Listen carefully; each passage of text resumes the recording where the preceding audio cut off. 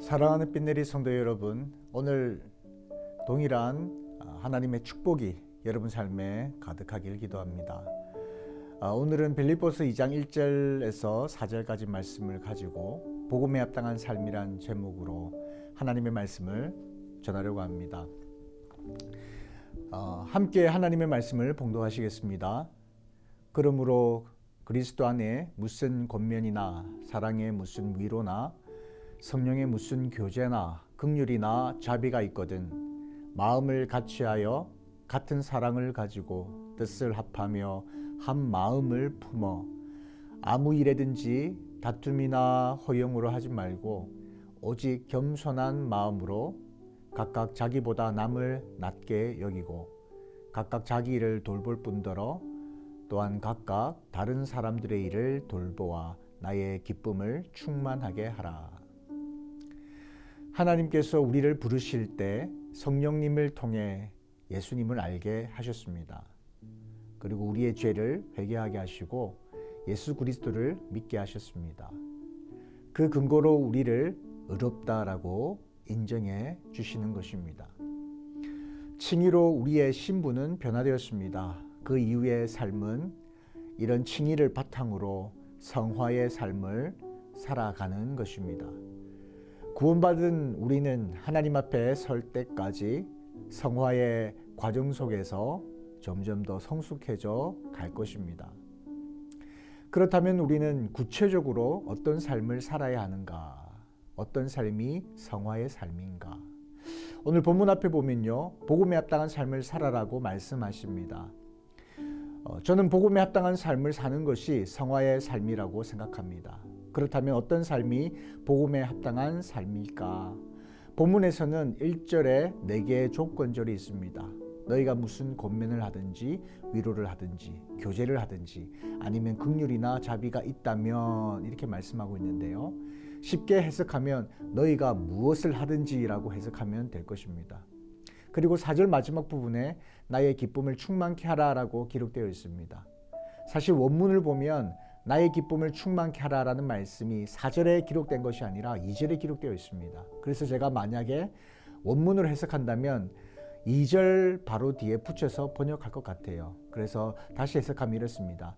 마음을 가지고 같은 사랑을 가지고 뜻을 합하여 한 마음을 품음으로 나의 기쁨을 충만케 하라. 바울이 말씀하고 있는 기뻐하는 삶, 그것이 무엇일까요? 그것은 바로 한 마음을 품는 것입니다. 1절과 2절을 같이 붙여서 해석하면 이렇습니다. 너희가 무엇을 하든지 한 마음을 품음으로 나의 기쁨을 충만케 하라. 사실 한 마음을 품는다라는 것은 결코 쉬운 일이 아닙니다. 왜냐하면 자신이 손해를 보고 희생하는 노력을 해야 되기 때문입니다. 교회 안에 보면 당을 짓는 사람들이 있어요. 편을 가르는 겁니다. 보통 자신의 기득권을 놓지 않기 위해서 혹은 기득권을 형성하기 위해서 당을 짓습니다. 이것은 하나님께서 원하시는 방법이 아닙니다. 왜냐하면 하나님의 뜻을 의지하는 것이 아니라 인간의 방법으로 문제를 해결하려는 것이기 때문에 그렇습니다. 바울 시대에도 교회 안에 그런 다툼이 있었던 모양입니다. 3절에 보시면 아무 일에든지 다툼이나 허용으로 하지 말라라고 기록되어 있습니다. 오죽했으면 한 마음 품는 것이 바울 자신을 기쁘게 하는 것이라고 그렇게 말씀했겠습니까? 옛날이나 지금이나 한 마음을 품는다는 것이 쉽지 않았던 것 같습니다. 3절에 어떻게 해야 한 마음을 품을 수 있는지에 대해 말씀합니다. 3절 말씀에 보면 겸손한 마음으로 이렇게 말씀하죠. 비록 한 마음을 품는 것이 쉬운 일은 아니지만 겸손한 마음을 가질 때 가능하다라고 말씀합니다.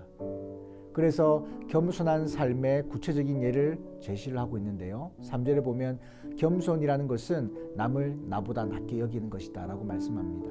4절에 남을 나보다 낮게 여기는 것에 대한 부연 설명하고 있는데 그것은 바로 자신의 일, 어떤 관심사뿐 아니라 다른 사람들의 일에도 계속 관심을 기울이라 라는 것이죠. 오늘날 많은 사람들은 내가 남보다 낫다라는 교만한 생각을 합니다. 마음 한구석에 남들보다 낫다라고 하는 그런 교만한 마음들이 다 있다라는 것이죠. 본문에서 바울 사도가 겸손한 마음으로 자기보다 남을 낮게 여기라고 말씀하면서 제시하는 예가 있습니다. 그것은 바로 5절 이후에 근본은 하나님이시지만 하나님과 동등됨을 취하지 않고 오히려 죄인의 모습으로 자신을 낮추시며 십자가에서 죽기까지 복종하신 예수 그리스도를 말씀하고 있습니다. 겸손한 자는 남을 나보다 낮게 여기는 사람입니다. 남을 나보다 낮게 여기는 사람은 한 마음을 품을 수 있는 자이며 복음에 합당한 삶을 사는 자로서 성화의 삶을 사는 사람입니다.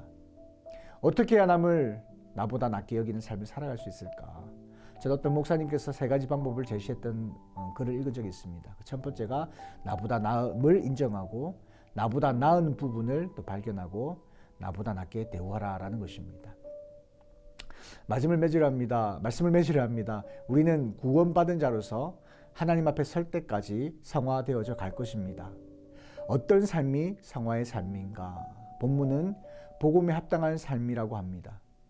복음에 합당한 삶은 겸손한 삶이라고 하며 겸손한 삶은 남을 나보다 낮게 여기는 삶이라고 합니다. 내 것만 생각하지 말고 고집하지 말고 다른 사람의 것도 생각하고 관심을 가지라고 말씀합니다. 어떻게 해야 남을 나보다 낮게 여길까요? 나보다 나음을 인정하십시오. 나보다 나은 부분을 발견하십시오. 그리고 나보다 낮게 대우하십시오. 남을 나보다 낮게 여기는 삶을 삶으로 하나님 앞에 서는 그날까지 성숙한 그리스도인으로 성화되어 가는 저와 여러분의 삶이 되어지시길 축복합니다. 기도하겠습니다. 참 좋으신 아버지 하나님, 하나님의 은혜를 감사합니다. 바울 사도를 통하여 복음에 합당한 삶을 사는 것이 어떠한 삶인지 말씀해 주셔서 감사합니다. 우리는 우리 스스로를 너무나 높이며 살아갑니다. 남을 나보다 낮추며 살아갑니다. 그것은 하나님께서 원하시는 삶이 아님을 오늘 말씀을 통해 다시 한번 깨닫습니다. 겸손한 마음으로 남을 나보다 낮게 여김으로 한 마음 한 뜻을 이루어가는 빈내리 교회 모든 성도님들의 삶이 되게 하여 주시고 우리가 그리스도 안에서 하나 되어 하나님이 맡겨주신 사명 잘 감당하며 아름다운 교회 세워가는 주의 거룩한 백성들 될 수 있도록 인도하여 주옵소서. 오늘 하루의 삶 가운데도 저희들과 함께 해주시며 우리의 삶 가운데 하나님의 말씀을 실천하며 그 말씀대로 순종하여 아름다운 그리고 풍성한 열매 맺는 하루가 될 수 있도록 저희들과 함께 해주시고 힘이 되어 주옵소서. 감사드립니다. 예수님의 이름으로 기도드리옵나이다. 아멘.